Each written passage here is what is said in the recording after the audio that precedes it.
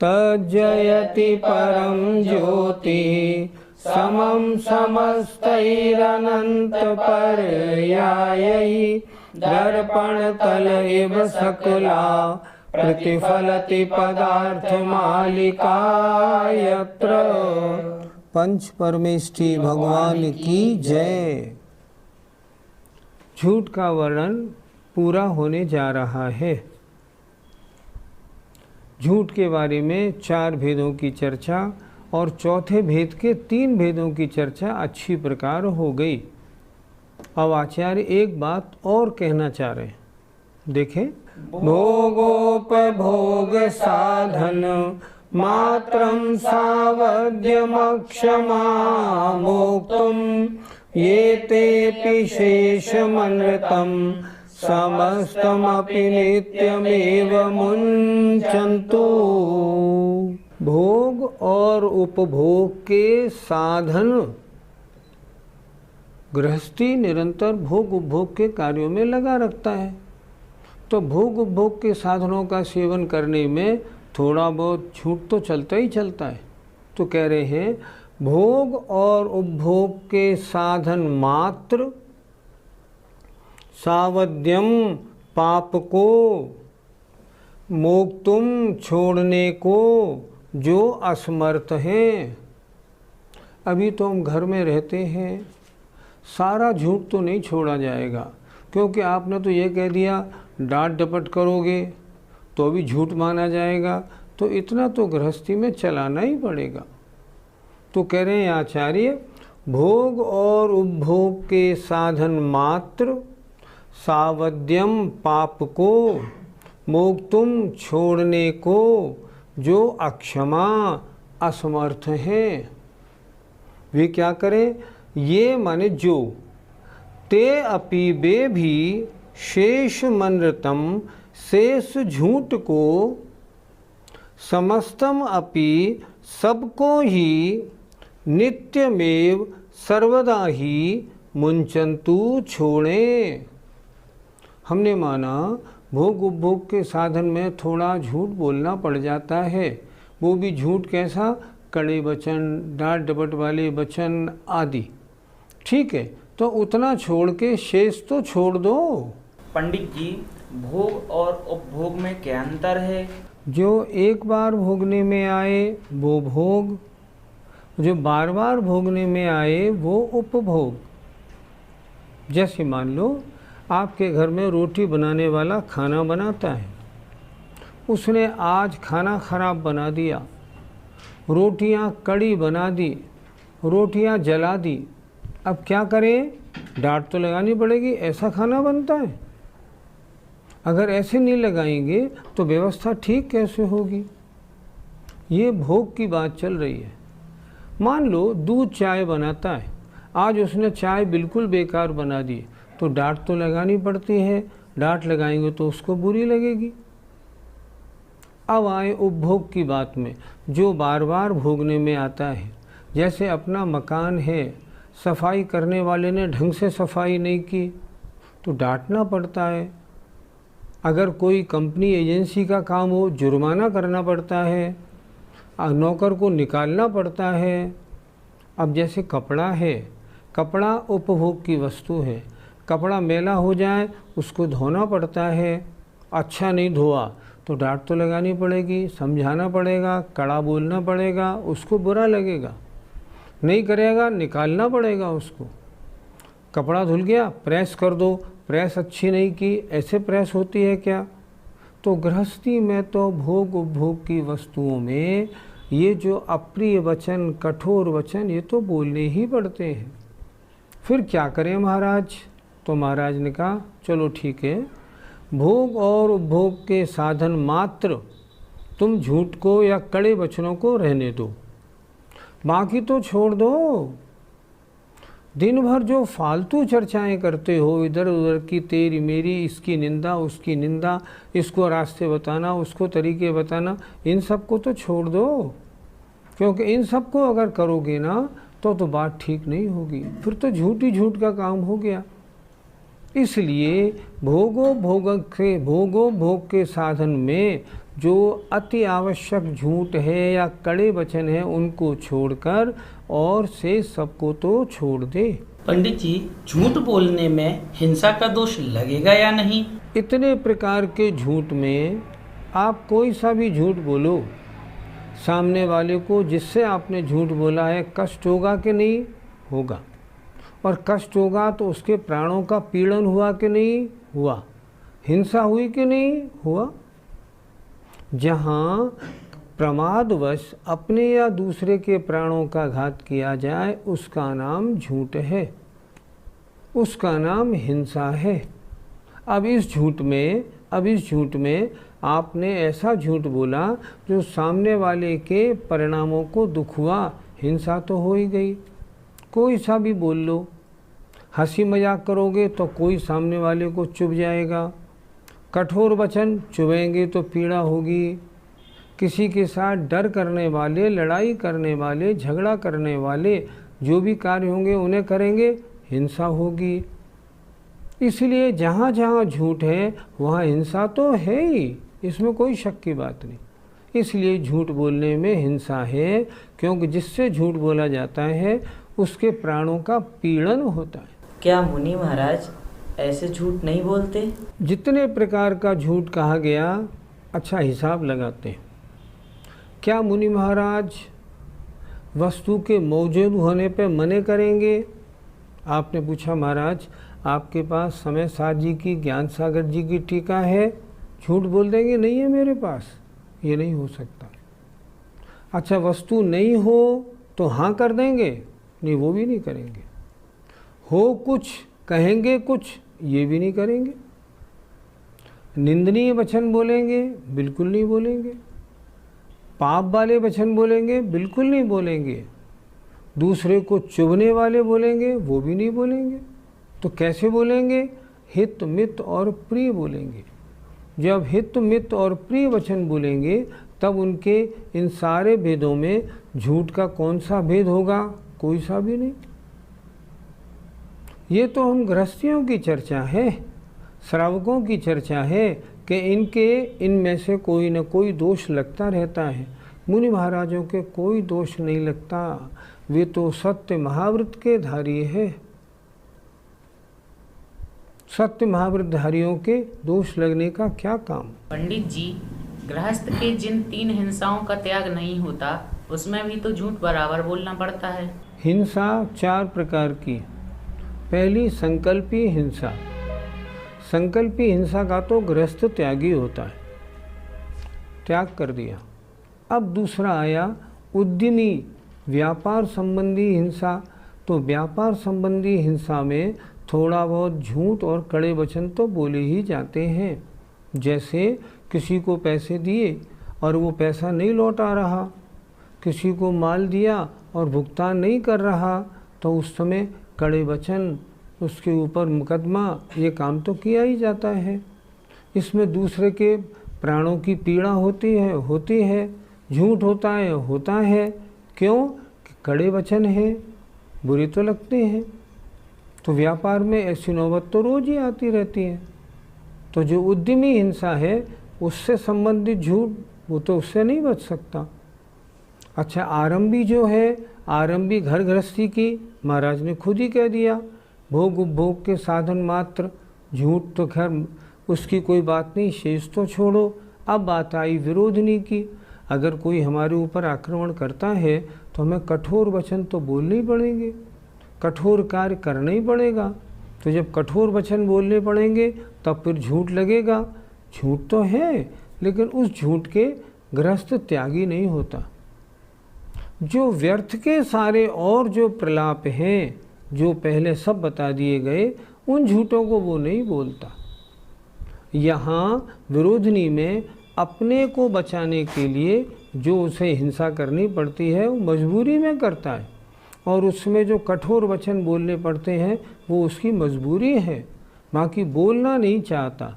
उसका भाव तो यही होता है, मेरे से ऐसे वचन न बोले जो किसी को अच्छे ना लगे, किसी के मन को बुरी लगे, ऐसी भावना उसकी हमेशा रहती है। पंडित जी, महाराज ने हिंसा के ऊपर तो 49 श्लोक लिखे हैं और झूठ के ऊपर मात्र 11, इतना संक्षिप्त में क्यों? आचार्य ने पहले ही बता दिया, पाप तो एक है हिंसा। आत्मा के परिणामों में जहाँ जहाँ आत्म परिणामों का घात हुआ वहाँ वहाँ हिंसा होती है। पाप तो एक है हिंसा। अनृत वचनादि केवल मुदाहृतम शिष्य बोधायो, अर्थात झूठ चोरी कुशील आदि तो हमने शिष्य को पढ़ाने के लिए उदाहरण दिए हैं। झूठ हिंसा, चोरी करना हिंसा, कुशील हिंसा, परिग्रह भी हिंसा, ये सब हिंसा है। इसी तरह मुनियों के 28 मूल गुण में मूल गुण तो एक है अहिंसा महाव्रत। उस अहिंसा महाव्रत के सही पालन के लिए 27 मूल गुण और दिए गए। इस तरह जो सारे पापों का राजा या एकमात्र होल एंड सोल है वो है हिंसा। हिंसा का विशेष वर्णन उन्होंने किया और बाकी जो हिंसा के उदाहरण हैं उनका चारों का संक्षेप में वर्णन करेंगे। अब तीसरे इस्ते माने चोरी पाप की व्याख्या की जाती है। अवितीर्णस्य ग्रहणं परिग्रहस्य प्रमत्तयोगाद्यत् तत्प्रत्ययं स्तेयं सैव च हिंसा वधस्य हेतुत्वात्। अवितीर्णस्य बिना दिए, ग्रहणम ले लेना, परिग्रहस्य परिग्रह का, प्रमत्त योगात्यत प्रमाद के योग से जो प्रमाद के योग से बिना दिए परिग्रह का ग्रहण करना है, तत् स्तेयम प्रत्ययम, उसे स्तेय मन चोरी जानना चाहिए। स एव च हिंसा, वह हिंसा भी है। क्यों? वधस्य हेतुत्वात्, निज और पर के परिणामों के घात होने के कारण। किसी की वस्तु चुराएंगे उसे कितना कष्ट होगा, किसी की वस्तु चुराएंगे आप में कितना राग द्वेष उत्पन्न होगा, उस चोरी वस्तु की चर्चा में कितनी बार झूठ बोलना पड़ेगा, झूठ पे झूठ। इसलिए क्या कह रहे हैं, अपने और दूसरे के परिणामों के घात में कारण होने से वह चोरी हिंसा भी है। पंडित जी, यदि हम जबरन किसी से कोई वस्तु ले लें तो चोरी का तो पाप नहीं लगना चाहिए। मान लो मेरा जन्मदिन आया, मेरे जन्मदिन पर मेरे बड़े भैया ने मुझे एक शानदार पेन बर्थडे की गिफ्ट में दिया। मैंने वो पेन जेब में लगा लिया। मेरे कोई मित्र आए, बोले ये पेन आपकी जेब में कैसे है? मैंने कहा बड़े भैया ने गिफ्ट में दिया है। नहीं, ये पेन तो बहुत अच्छा है, ये तुम मुझे दे दो। मैंने कहा नहीं, मैं नहीं दूंगा। नहीं, तुम्हें देना पड़ेगा, दो ये कैसे नहीं। मैं देने को तैयार नहीं हुआ, लेकिन वो जबरन मेरी जेब से निकाल के ले गए। नहीं नहीं, ये तो मुझे चाहिए, मैं महीनों से इसी की तलाश में था और मुझे चाहिए, मेरा बहुत ज़रूरी मामला है। मैंने मना किया, फिर भी निकाल के जेब में से ले गए। अब मैं पूछता हूँ, चोरी की परिभाषा बिना दिए हुए परिग्रह का लेना। क्या उन्होंने वो पेन आपको दिया था? क्या नहीं दिया? नहीं दिया, चोरी हुई कि नहीं हुई? चोरी हुई। दूसरी बात, तो आपने जबरन मेरी जेब में से पेन निकाल लिया, तो क्या मेरे परिणामों को दुख होगा कि नहीं? बहुत होगा दुख। दुख नहीं होगा, मैं बहुत दिनों तक याद करता रहूँगा, इतना बढ़िया पेन था और वो निकाल के ले गया, बड़ा ख़राब आदमी है, जबरन। मैंने 20 बार मने की फिर भी नहीं माना, ले ही गया वो। तो मेरे परिणामों को दुख होगा कि नहीं होगा? होगा। परिणामों का घात हुआ, चोरी भी हुई और हिंसा दोनों हुई। होंगी कैसे नहीं? बिल्कुल होंगी।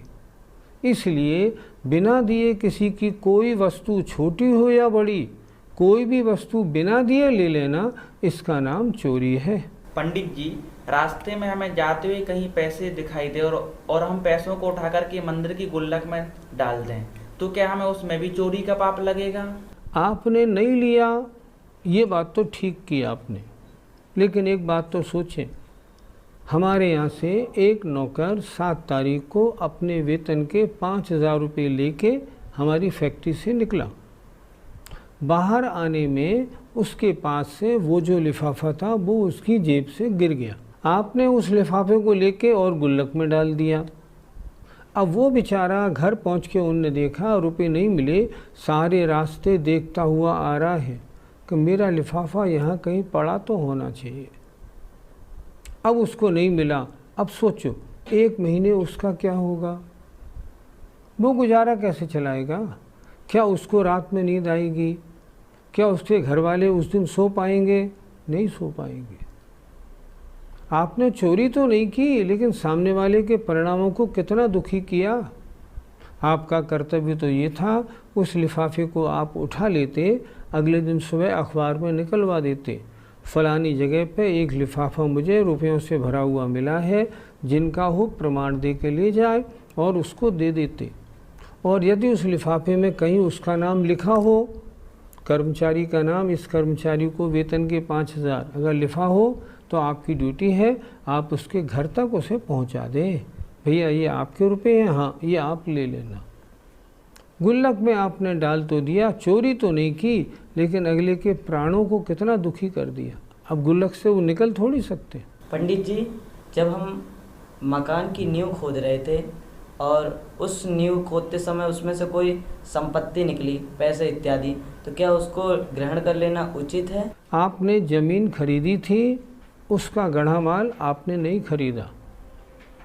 जो माल गढ़ा हुआ निकलता है उसका स्वामी कौन होता है? सरकार। वो आपका नहीं होता। अगर कभी गढ़ी हुई कोई संपत्ति आपको मिल जाए और कोई थाने में रिपोर्ट कर दे, तो आपको पकड़ के ले जाएगी पुलिस और वो माल आपसे ले लेगी। क्यों? इस संपत्ति की मालिक तो सरकार है। तो जो वृत्ति है, जो श्रावक है, उसको लेगा नहीं। जो सम्यक दृष्टि जीव होते हैं ना, उन्हें ज़्यादा परिग्रह लेने में इच्छा, आसक्ति नहीं है। वो कहते हैं जो न्याय नीति से मुझे मिले मैं उतना ही ग्रहण करूं, ज़्यादा लेके क्या करूंगा। वो क्या करेगा? जो संपत्ति गढ़ी हुई निकली है, उस संपत्ति को पुलिस वालों को बुलाएगा, सरकार को बुलाएगा, खजाने में जमा कराएगा। ये संपत्ति निकली है, आप आएँ और ले जाएं। वो आएंगे और ले जाएंगे। उसका मालिक श्रावक नहीं होता। पंडित जी, आरिका माता जी का संग ठहरा हुआ है, तो उनके सामने सभी ने नारियल चढ़ाए, तो उनका स्वामी वहाँ मंदिर का माली है या फिर कमेटी? हमने यही प्रश्न आचार्य विद्यासागर जी महाराज से किया था।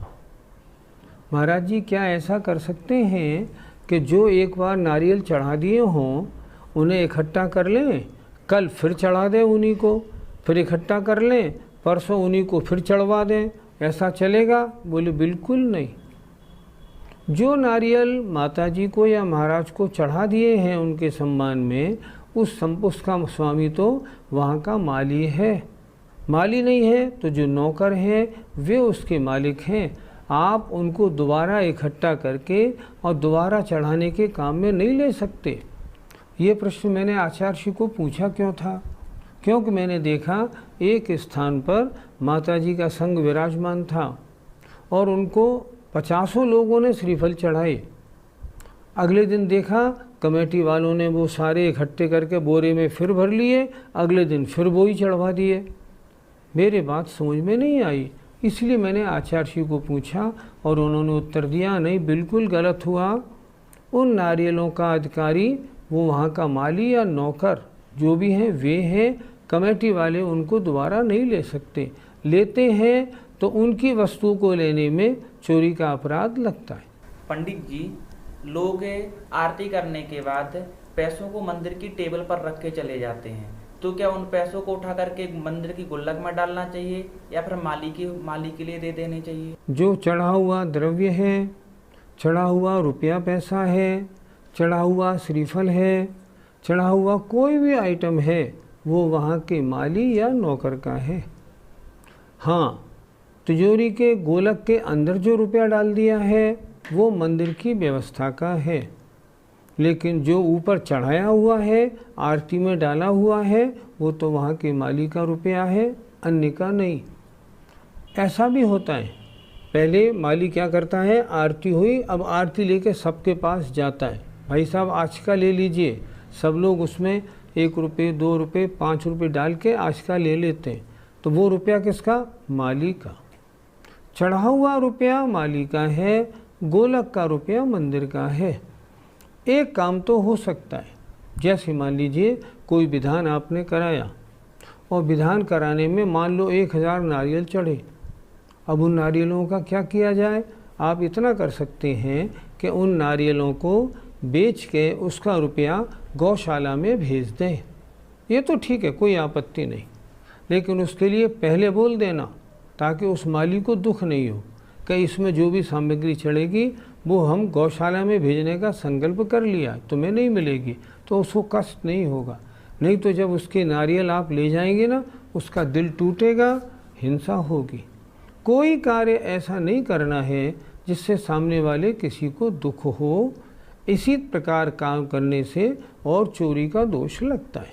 जिसकी वस्तु उसके पास रहने दो, छीनो मत। जय जिनेंद्र।